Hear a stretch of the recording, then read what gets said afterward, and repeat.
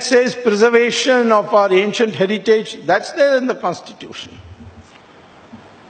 And yet, there is a new school which has emerged, which is telling us, particularly the Hindus, that you are being intolerant and you are being exclusive instead of inclusive. This country fought 800 years Islamic terror. Although Shivaji had Muslims in his army, so did Guru Gobind Singh, but they came as individuals. It was essentially a war between Hinduism and Islam. And the Islamic rulers made it absolutely clear. But the fight we never gave up. Iran was captured by Islam. When Iran was Zoroastrian, the Islamic forces went to Iran. It was called Persia in those days, conquered it. In 15 years, they converted 100% of the population of Iran to Islam. Neighboring country of Mesopotamia, Babylon, they conquered it in 17 years, they converted to 100% Islam. Egypt was conquered and Islam converted Egypt into 100% Islam in 21 years. The Christians conquered Europe and converted Europe into 100% Christian in 50 years. In India, 800 years of Islamic rule, 200 years of Christian rule, and yet we are 80% Hindu even today.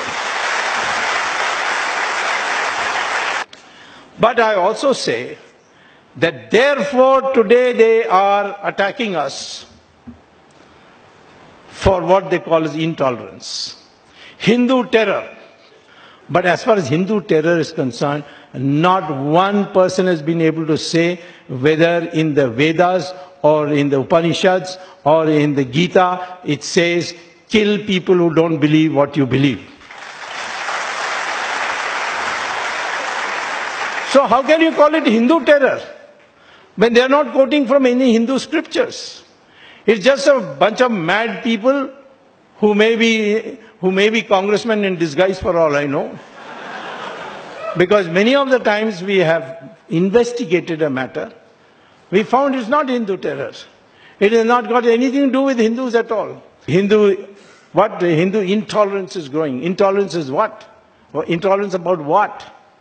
What have we? Have we prevented anybody from speaking what they want? Has anybody been sent to jail for saying something against the BJP or the RSS? They will spread canards and canards. Mahatma Gandhi was killed by RSS. Which commission inquiry says that? Jawaharlal Nehru said it. But Jawaharlal Nehru is not the final authority. And most of the things that Jawaharlal Nehru said were on the instructions of Edwin Mountbatten. So therefore, today, don't feel put down by those who say intolerance, lack of inclusiveness. What lack of inclusiveness?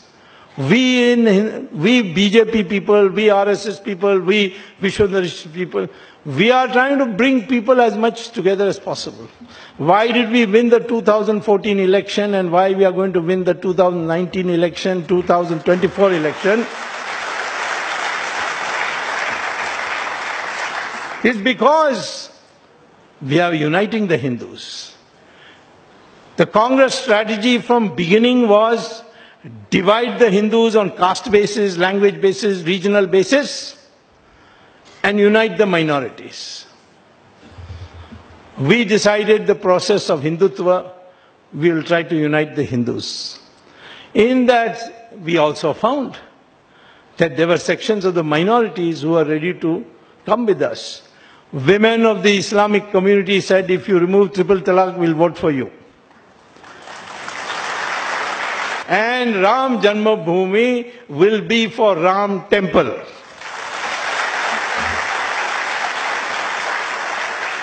Rajdeep Sardesai says instead of temple we should build a hospital.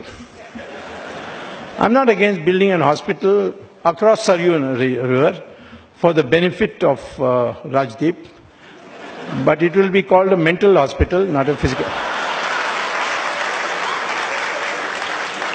What we need today is every Hindu says, I am Hindu first, then only I am Brahmin, Kshatriya. And those who can protect this heritage of Hindus will get preference over anything else. But this country must get back the glory of its old civilization, the united Hindu civilization in which others live as equal partners. And that is where you should be careful of those who intellectually try to overpower you, to think what you are not, or not think what you are. You are all one people of this subcontinent called Hindustan, and we are one people. All these caste barriers and all are artificial. They were brought in originally for a different purpose of division of labor. We are one India. That is the way to defeat intellectual terrorism. That is the right way of going about it. Right means we may be called right-wing or anything, but the focus is the cultural renaissance of India. That is the right response. Thank you very much.